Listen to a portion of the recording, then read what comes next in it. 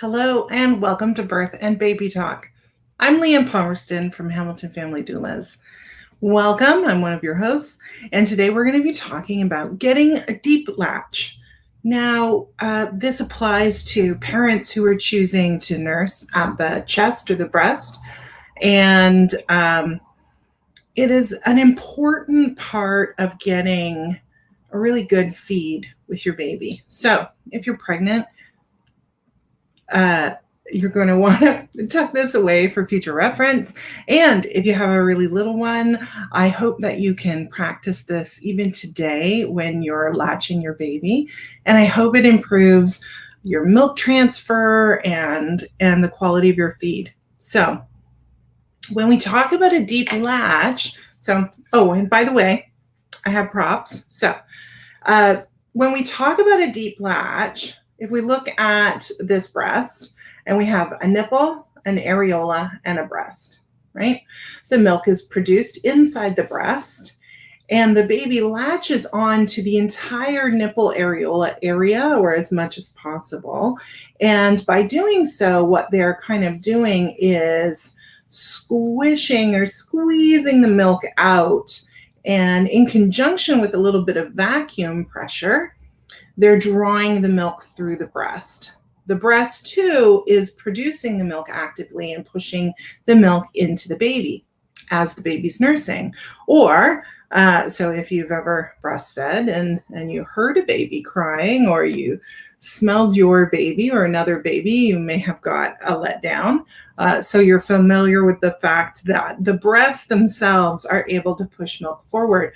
But to get a really good feed, we need the baby to suck effectively and to latch on deep enough. Now, what we mean by deep enough is if the baby latches on just to the nipple portion, so let me put it this way, it might be too bright, onto the nipple portion, right, the part that extrudes outward or pokes outward, then usually what happens is parents feel pain. They feel pinching or biting, and it's very uncomfortable. And if a baby does this for too long, they can cause damage to the tip of the nipple, which often is in the form of a split. So like a little crack in the skin can form.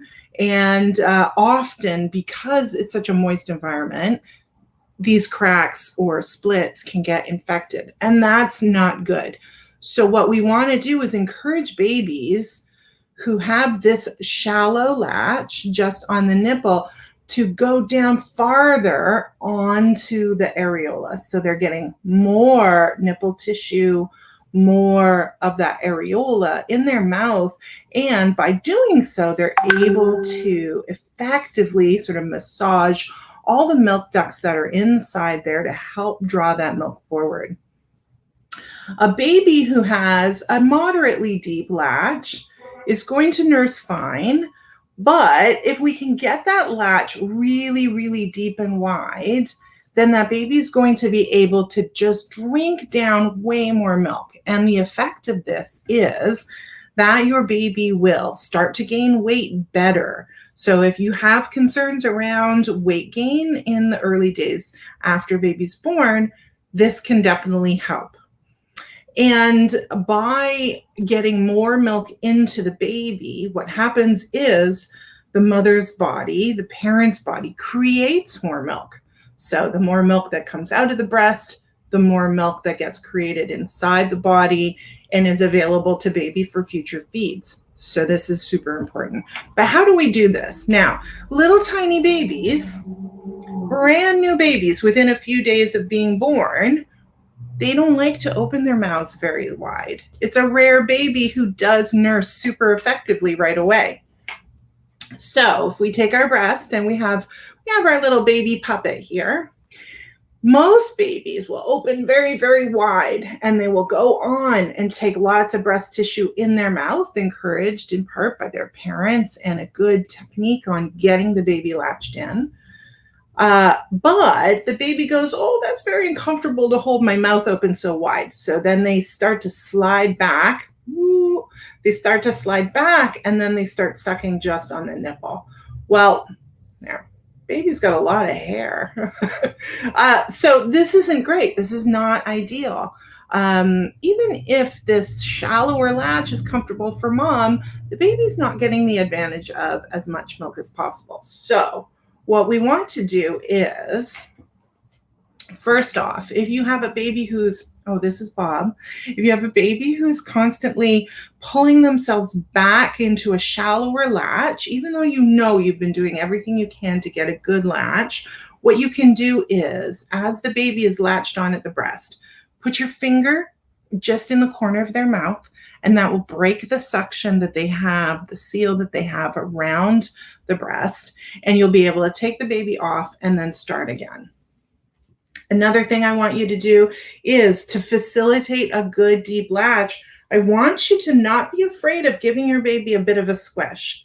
So a baby who is held firmly, and you can just see, like, if I push into my body, like, let's turn the camera down a little. If I push into my body like this, my baby's head is going to pop back slightly, right? And I'm going to be giving them pressure on their tummy, which helps them feed more firmly, more vigorously. And that, again, is a good thing because that's going to lead to baby getting more milk in them and for the parent to make more milk to replace what was taken out. So to help Bob get a nice deep, deep latch, if he is consistently going on very shallow, what we can start to do is a technique called the flipple. Now, what we do, it's short for flipping the nipple.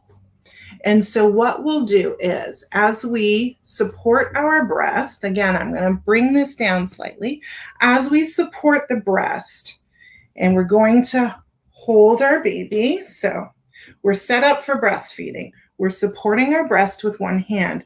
What we're going to do is we're going to use our thumb up here on the top of the areola, and we're going to sort of push back so that the nipple starts to change position. The nipple will start to go upwards like this. Can we see this let's see this in profile? That's not very effective. So the nipple starts to point upwards, right? And this is going to be like slightly away from the baby. And then we're going to encourage the baby. We can tickle the baby's nose and lip as we're sort of holding that nipple upwards.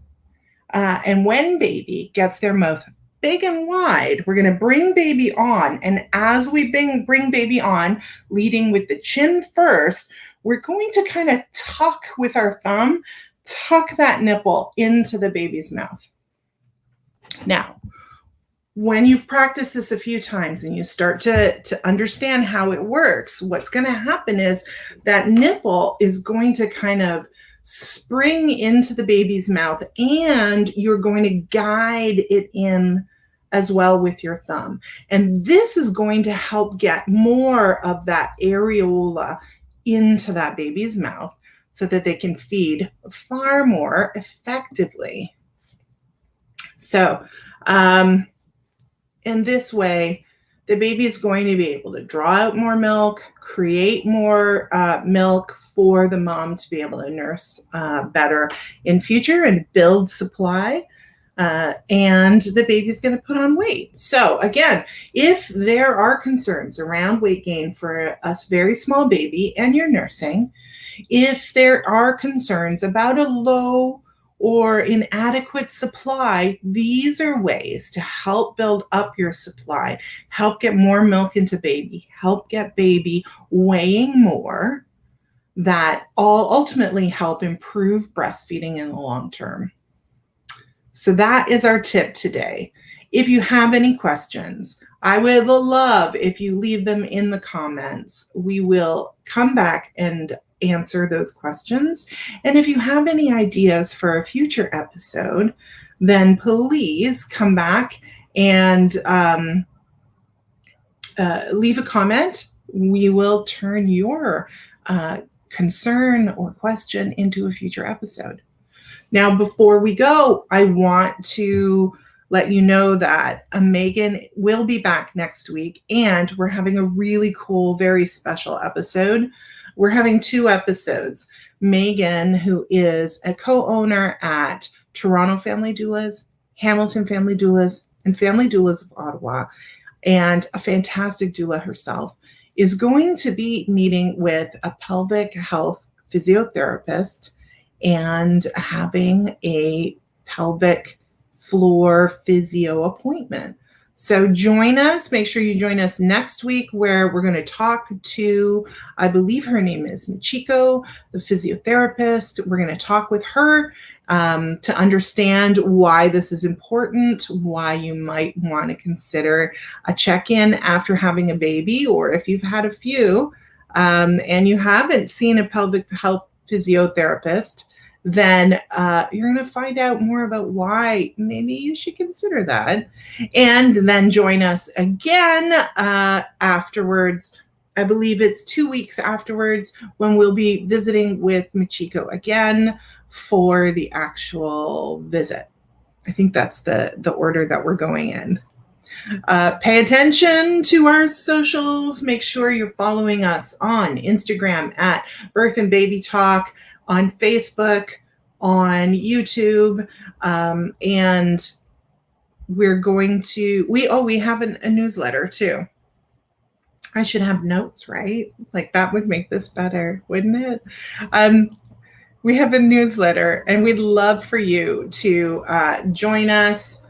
I'm going to drop the newsletter link into all of our comment sections so that you can get hooked up to the newsletter, and the newsletter will provide you with access to awesome handouts that we give out every couple of weeks, as well as keep you in the loop on cool things that are going on in the birth and baby world that we think that is important for you to know, as well as, finding out what we're up to these days. So we hope that you are well. Take care, and we look forward to seeing you again next week on Wednesday. Thank you for your patience, because as a working doula, I got called into work unexpectedly and was not able to do the broadcast yesterday. But generally, we are Wednesdays at noon, live on Facebook and on YouTube simultaneously. And then you'll be able to find the broadcast there afterwards. Thanks a lot, folks.